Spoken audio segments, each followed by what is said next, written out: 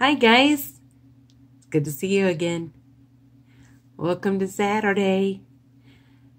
Today we're going to do things a little different. Why? Because it's kind of hard to find a story that goes on the day between the crucifixion and the resurrection. Because there's not really a whole lot about it. In fact, let me read to you from the Bible what it says about what happened on the day between. I'm going to read from, you're right, those of you who are older and the adults are watching are going, what's she going to read from? Right, I can't. It doesn't tell us. The only thing we know is that by Sunday morning, they were all shut up in the same room. They were all hiding. They were all together in the same room. That's all we know. That's it. So instead, I am going to just talk to all of you guys today. All right? And then we're going to still sing, and then we're going to do something together. Okay? All right. But I'm going to talk to you about a thing called hope. See, there's a project that I've been working on for 3 years. I had this idea that I was going to do something that my mom and I used to do. Well, actually my mom, and I used to help her. My mom loved to do puzzles. So I had found this puzzle that I thought it was going to be kind of fun to put together. So I started this puzzle, and this puzzle started out being pretty hard. Because this puzzle was really cool. It had, if you took the piece and you moved it, it looked a little different, here, right? Let me show you a picture of it. Here's my puzzle. It's pretty nice, isn't it? Well, here, let me show you a picture of it with the lights on.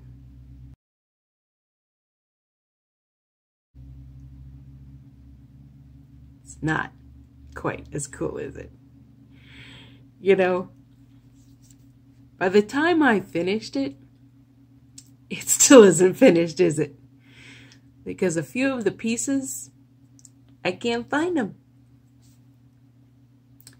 My table here, I've done so many things around this table here that I don't know where the pieces are. I don't think they're gone. I don't. They're here somewhere.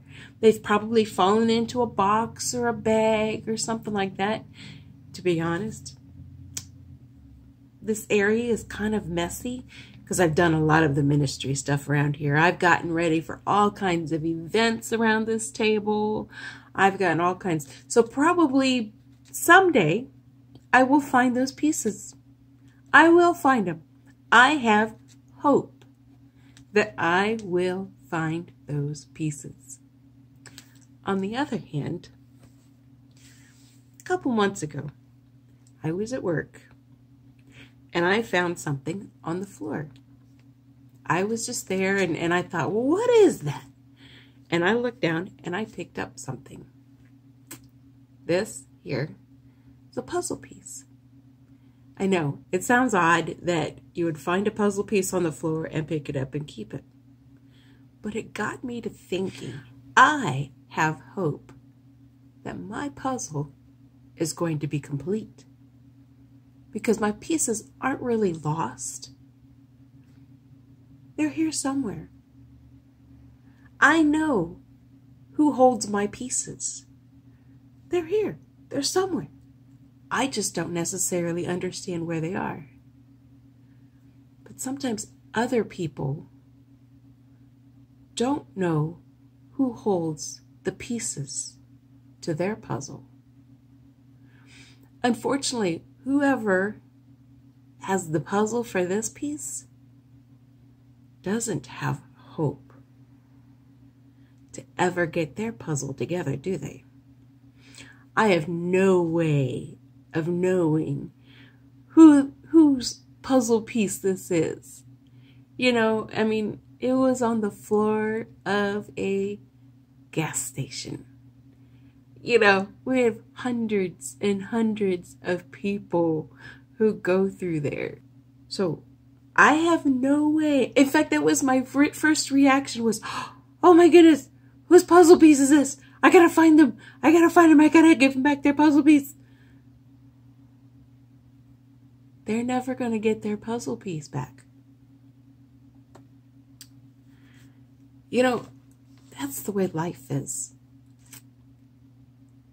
And that's what really this Easter and resurrection, what Jesus did for us, is all about. Sometimes our life, it feels like the pieces of our puzzle is missing. I know for Jesus's followers on that Saturday, felt like there was a lot of pieces missing. I mean, think about it. They've spent 3 years of their lives. They had left their careers. They had been fishermen. They had been tax collectors. Luke had been a doctor. They had left all of their careers to follow Jesus. They had seen all kinds of miracles. They had done all kinds of things, only to watch this man who they thought was going to do one thing die. Imagine the Saturday between the Friday and the Sunday. And it was a Sabbath. So for them, they couldn't go out anyway. They had to stay home, going, what do we do now? Do we go back to our own old careers? Do we, because he told us to go out and do this loving, told us to go out and do this teaching.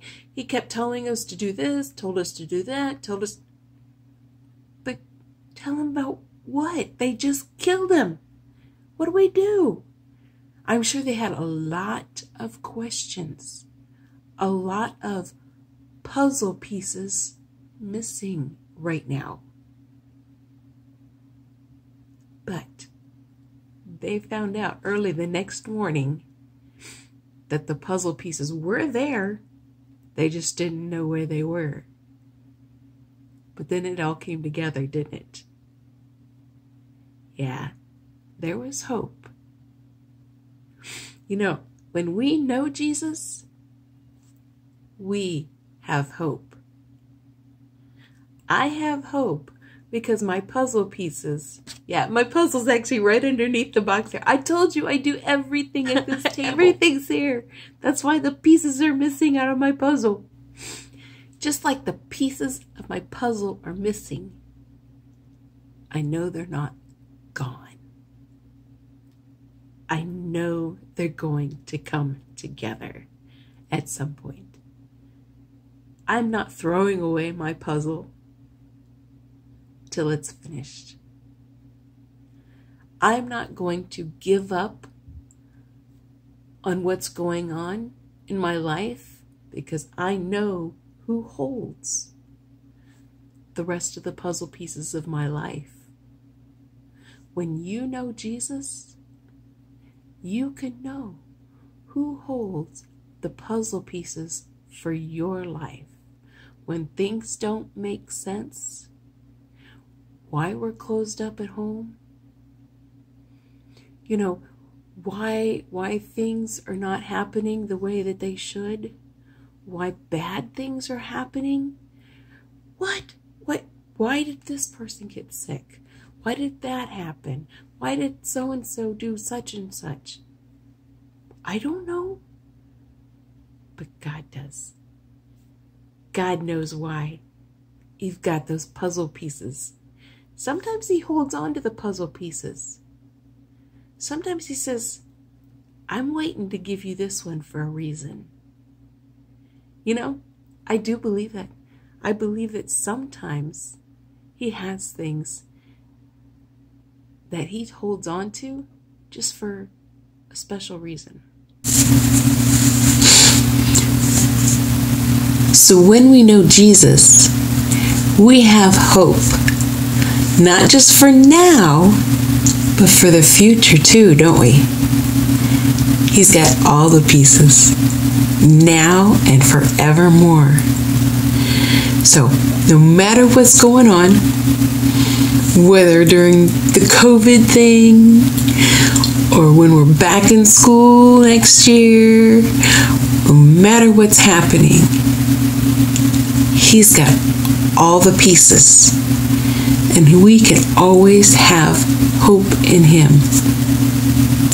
Isn't that pretty awesome? Yeah. Just remember to keep trusting Him, guys. Remember to keep trusting Him. Sundays are coming. Sundays are coming. Some days it feels like Friday, but Sunday's coming. Speaking of Sunday, see you guys tomorrow. Well, first of all, we are going to go ahead and have a song and a project, so don't leave yet, okay? But I am working on something special to go with our Sunday service. That's at 4 o'clock. So hopefully we'll have a surprise for you on Sunday. Hopefully, if it works out. So make sure you come to Sunday, 4 o'clock. It'll be on our church channel. All right, guys. See you then.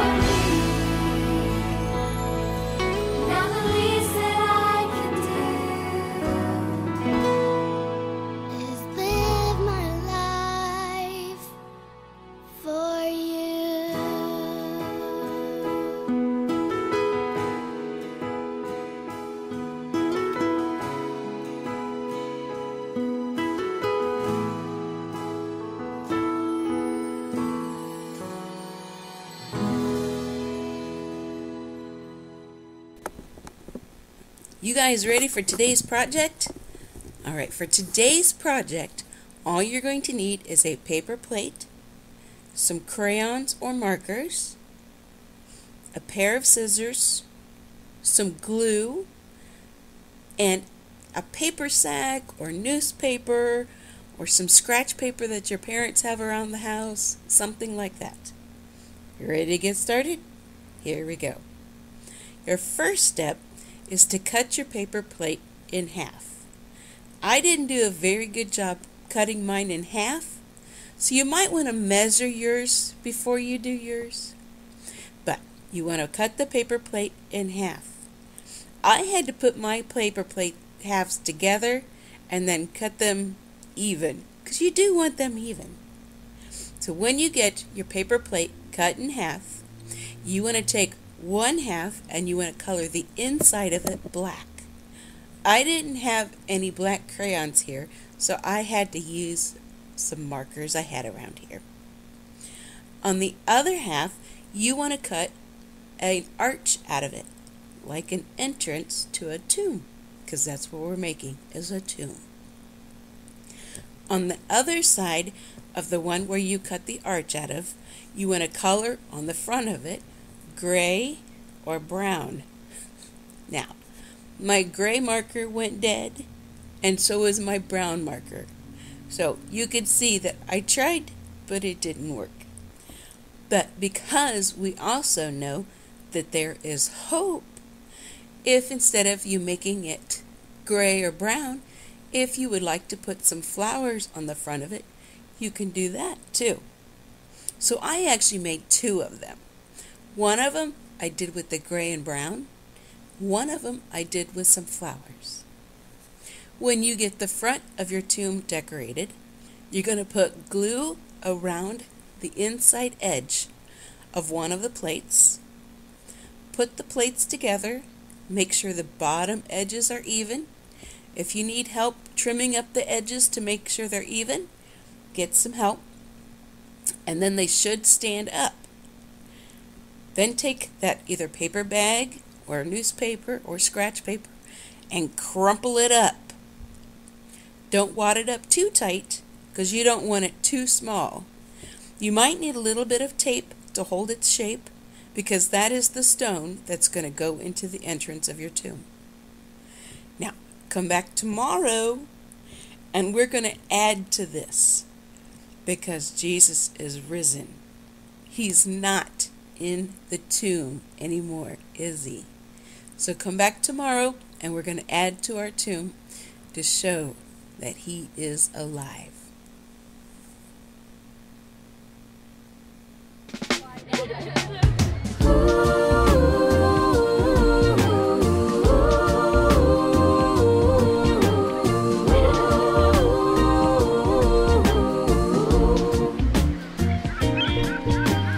Free like a bird in the big blue sky, not a cloud or a care for a million miles. I won't worry about a thing.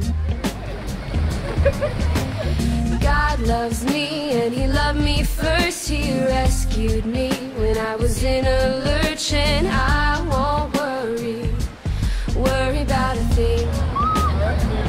To the left I'll fly, fly, fly. To the right I'll glide, glide, glide. Oh, and I won't worry about a thing. I'm gonna swoop down low, low, low. Then I'll soar up high, high, high. Oh, and I won't worry about a thing.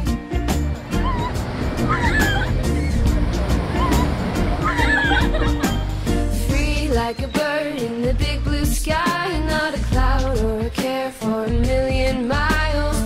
I won't worry about a thing.